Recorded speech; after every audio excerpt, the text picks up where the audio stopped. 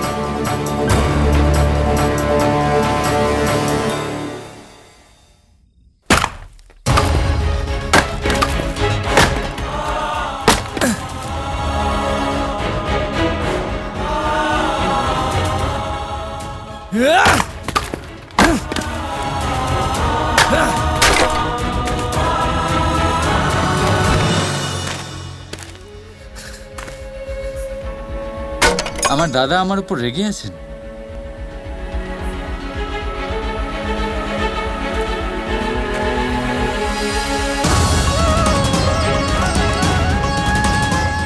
রাধাকে আর কষ্টের মধ্যে দেখতে পারবো না কানে।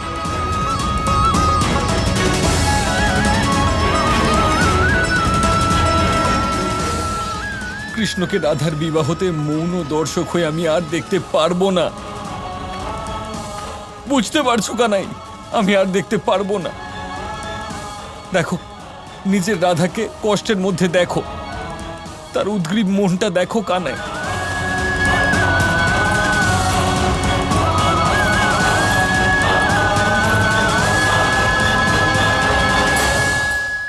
তুমি তো সর্বজ্ঞানী, তাই না? সংসারের কিছুই তোমার কাছে লুকিয়ে থাকে না। তাহলে তাহলে তোমার রাধার এই কষ্ট কি করে দেখতে পাচ্ছ না তুমি কানাই? দেখো দেখো কতটা কষ্ট পাচ্ছে তোমার রাধা। এই মুহূর্তে ওর মনে শুধু একটাই চিন্তা চলছে, একটাই ভাব আছে। আজও আমি কৃষ্ণের সাথে কথা বলতে পারলাম না। ওর সাথে কথা বলতে হবে, ওর সাথে দেখা করতে হবে, যাতে ওর মনের কথা ওকে দিয়ে বলাতে পারি, আর মাকেও বলতে পারি যে কৃষ্ণ আমাকে ভালোবাসে।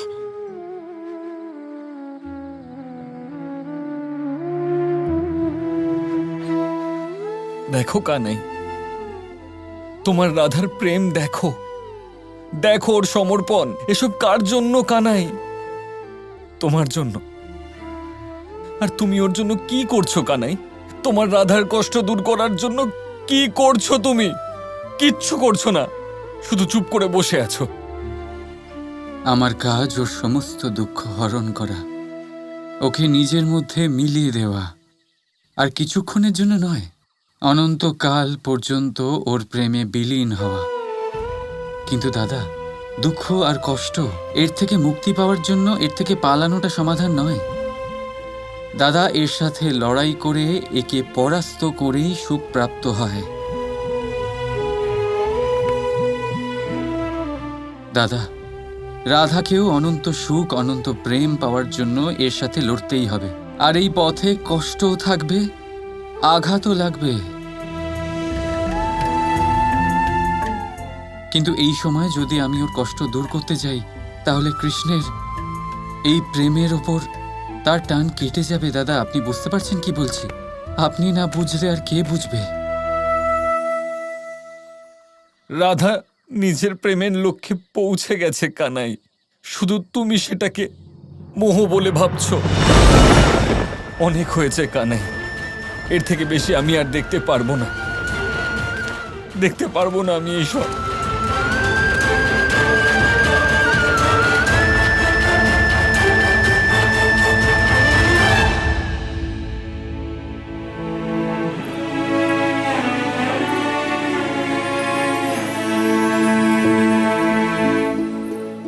শুয়ে পড়ো রাধা, এবারে যা করার কাল করো। ততক্ষণ নিজের ধৈর্য ধরো আর শুয়ে পড়ো।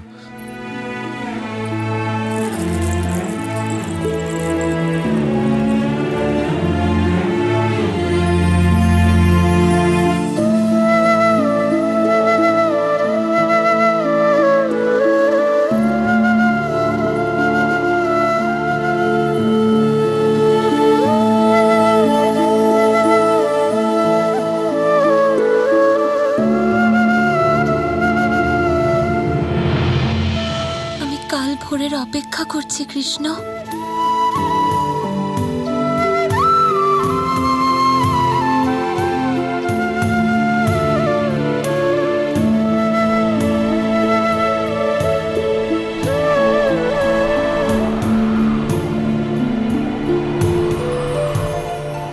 ভালো করে ঘুমো রাধা।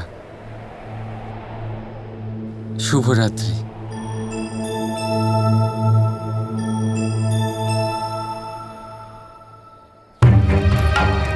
রাধা কৃষ্ণর মাঝে শেষ বাধা বাকি।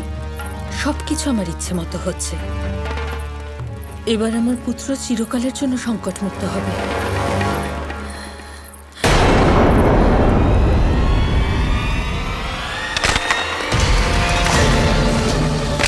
আয়ান,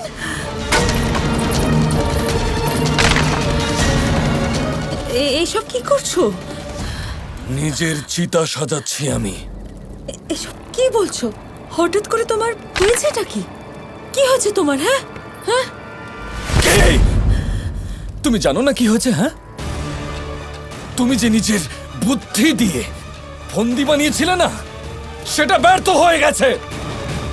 তুমি আমার রাধাকে ওই কৃষ্ণর প্রেম জালে ফাঁসালে, আর সেই রাধা সেই ব্যাপারে নিজের মায়ের সাথে কথা বলল। আর জানো মা, কীর্তিদা কাকি কি বললেন? কীর্তিদা কাকি বললেন যে যদি কৃষ্ণ রাধাকে ভালোবাসে, তাহলে তিনি নিজে রাধার বিবাহ কৃষ্ণের সাথে করিয়ে দেবেন।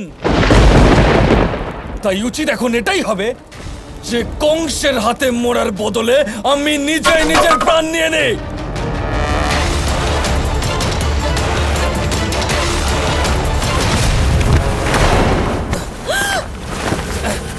কে করলো এটা? কে করলো এটা?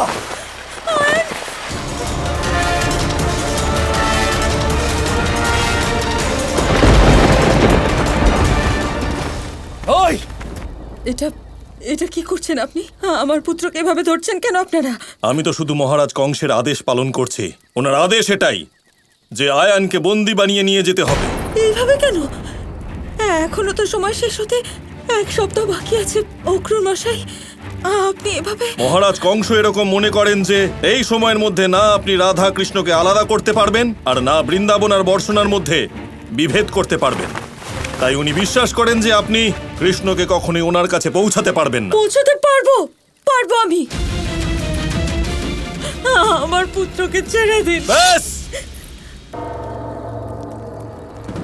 আমার কাজ হচ্ছে মহারাজ কংসের আদেশ পালন করা। আয়ান আমাদের সাথে বন্দী হয়েই যাবে। Krishna Krishna Krishna Krishna